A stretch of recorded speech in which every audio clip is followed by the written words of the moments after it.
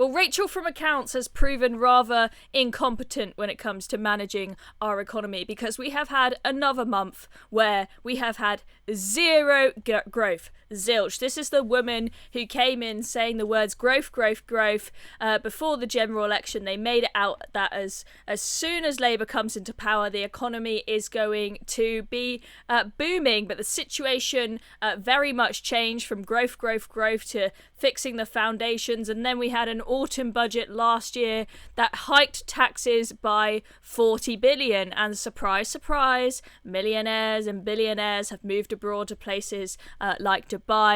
Businesses, as a consequence of national insurance hikes, have had to lay people off work. People aren't investing. They've been boasting about there being a little uptick in growth at the beginning of the year. It's all Keir Starmer talks about to try and make it sound as though things are all hunky-dory. But that was just a little bit of a blip in the figures because of government boosting government spending at the start of the year, not businesses spending money and growing. That bumped up the GDP figures. And also you had businesses trying to do a load of exports at once at the start of the year before the Trump tariffs came into effect. It's very clear from the figures after that first quarter that things are not going well at all. And I've got the brilliant Samiksha here to discuss it all with me. But before we get your thoughts, Samiksha, let's just take a look at some of the stats from the ONS. So this is in Sky News. The UK economies continue to slow and recorded zero growth in July. There's been a big drag from manufacturers, apparently. The data from the ONS followed a figure of 0.4% growth the previous month and negative growth of 0.1% in May. And we also have got unemployment absolutely ballooning. Do you guys remember that promise to get Britain working, I think was the tagline that they used? They said everyone's going to have a job, but then they decided to put up both the minimum wage massively and national insurance, which meant places with a lot of minimum wage workers like pubs, supermarkets, etc., they had to lay people off or reduce everybody's hours. They weren't hiring anybody new. And surprise, surprise, we've now got a record of 1.1 million under 30s now on jobless benefits. And we know that also means that there's more money that we need to raise through taxes to pay for their benefits bill. So, Samiksha, just run me through how Labour have got us into this mess. Do you think they can blame this all on the Tories, or are there specific things that Rachel Reeves and the Labour government have done that makes them to blame for this?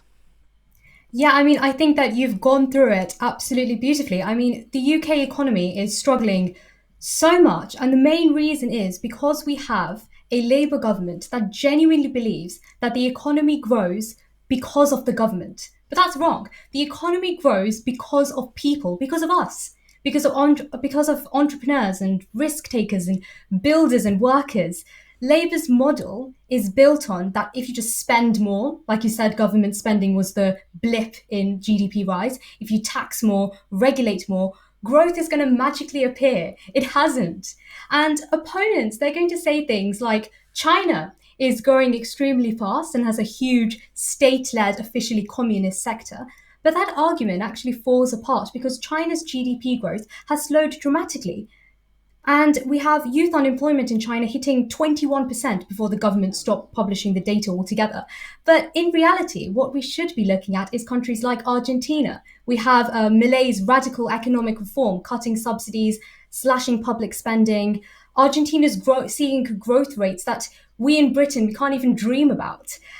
Inflation, which is at 289% in Argentina, has dropped to under 25%. What we need, which Labour is not giving us, is radical economic reform. Tinkering around the edges, adjusting tax bands and throwing money at failing institutions isn't going to do anything.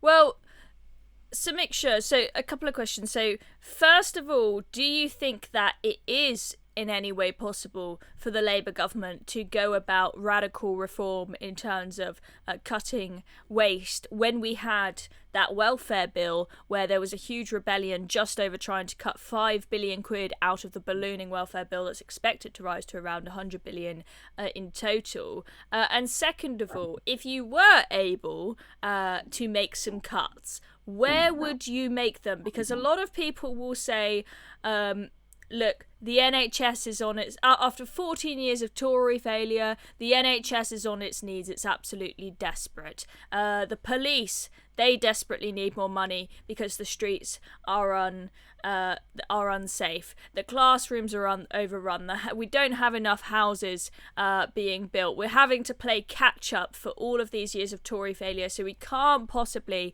make any cuts anywhere. What would you say to that? Well, first of all, we need to actually make a start and look into each and every department. We haven't got something like the Department for Government Efficiency like there was in America. We need something like that in the UK in order to at least make a start in looking at exactly where we can actually cut waste, because there's a lot. There is a lot of waste. Our government spending, public spending now makes up 46% of GDP. We are running on credit. We're running on debt, essentially. The main issue globally is that money has lost its value, and all we're doing is just printing money and hoping that it solves anything. Look at Germany in 1923, the hyperinflation crisis, where people were rolling out wheelbarrows of cash because essentially money didn't mean anything. Do we want to end up in that situation? I don't think so. And everything is essentially falling apart. And what the government needs to do now is actually think really hard. Yes, it may be politically unpopular, and it's going to be even harder because we have a Labour government which isn't known for necessarily cutting public spending. But if the public rise up and actually realise that this cannot continue, then Labour will have no choice but to listen to us. And we always talk about kind of a revolution in terms of in really important issues like immigration. But the economy is also an extremely important issue. If we can't live properly and if we're not able to feed ourselves, then essentially everything falls apart. So yes, what we do need is to radically rethink how we grow, how we spend, and how we value money, or else Britain is never going to be able to recover.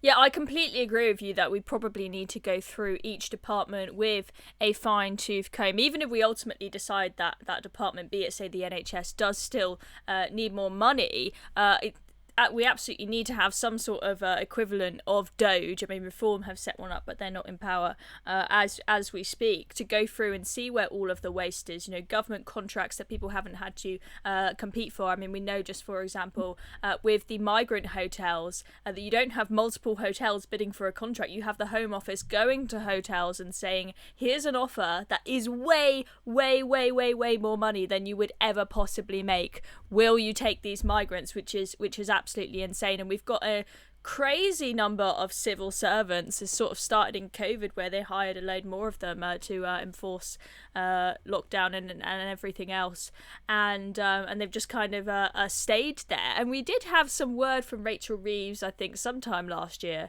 that she was going to have this war on waste and she was going to cut down the civil servants, but we just haven't really seen much of it happening. Now, Samiksha, you've got some great ideas as to how we fix this, but what do you think Rachel Reeves is going to do in the autumn budget? Do you think that she will see the light and start to make some cuts? There has been some polling out today showing that the public would prefer for there to be cuts rather than rises in taxes, but the public is unclear as to where exactly they would want those cuts to be. What do you think Rachel Reeves will do or try to do in the autumn budget? I mean, we've already seen that Rachel Reeves has made mistake after mistake with our economy, such as the rise in minimum wage, like you said, which has essentially distorted our economy. I do think that Rachel Reeves is in a very tricky situation right now. I mean, already Keir Starmer's career is on the line, so is Rachel Reeves's, and they need to really think about what they're going to do in that November, now I think we've got the date, budget.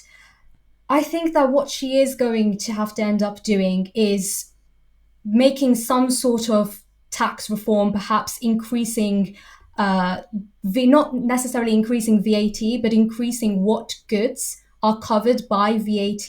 We have certain goods that are exempted, such as children's clothing, from VAT. Perhaps that might change in the future. Mm. Uh, yeah, and in terms of cuts, of course, the public want cuts, but as we've already discussed, we don't necessarily know exactly where cuts would be good since we don't have that infrastructure in place to see where cuts would be possible. If she does go ahead with cutting civil servant jobs, that might be a good idea since the civil service is extremely bloated, very bloated, and it's difficult to get anything done in the civil service. So, yeah, I'm optimistic that she makes some good decisions in the autumn budget, but you can't be too hopeful with her. And if she does end up having to resort to raising income tax, do you think she would have to resign after that? Or do you think she could stay in post? I don't know who would replace her because there isn't much talent on the front benches of the Labour government. But I do think that people are already so tired of this government. It's only been just over a year, and already they're in a far less popular place than the Conservatives were after 14 years. And so, yeah, I think that she would have to go if she did make that decision because if Keir Starmer's position is on the line, she's not safe either. Yeah, that's a good point that prime ministers and chancellors often go down together. Liz Truss learnt that lesson. She tried to throw her chancellor under the bus to give him all the blame, and it didn't work out because they normally make all their decisions together.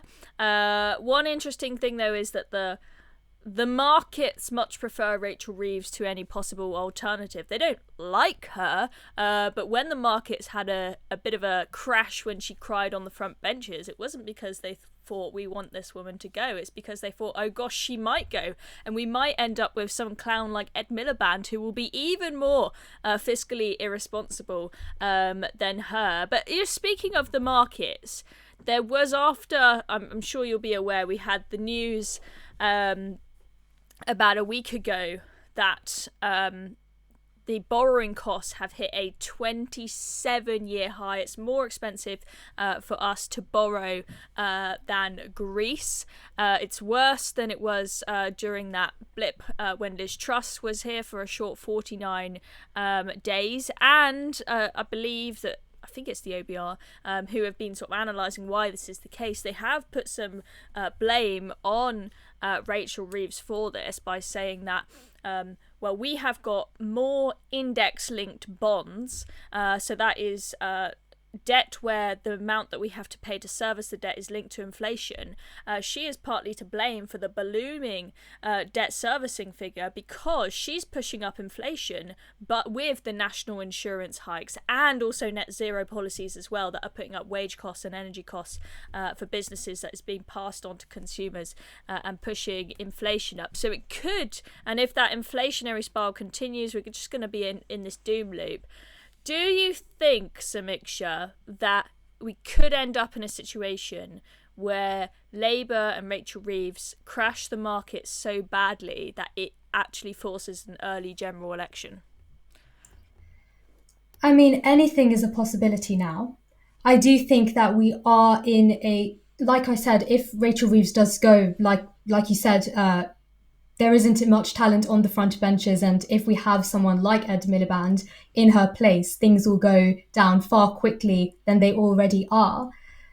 An early general election, I mean, we already had Nigel Farage predicting a 2027 election, and so if he does end up being correct, that is something that a lot of people would celebrate. I do think that it is a possibility, yes, because I mean, our public debt is now over £2.7 trillion, roughly 95% of GDP. And as soon as that hits 100%, we are essentially in absolute chaos. So, and that is a real possibility. We are not able to deal with any crises. We saw that with COVID-19, with the Bank of England's balance sheet absolutely ballooning during then, and we haven't had any sort of measures in order to improve our resilience to external shocks. So, yeah, I do think that that is a very big possibility. Brilliant. Well, thank you very much, Samiksha. Brilliant ideas as ever.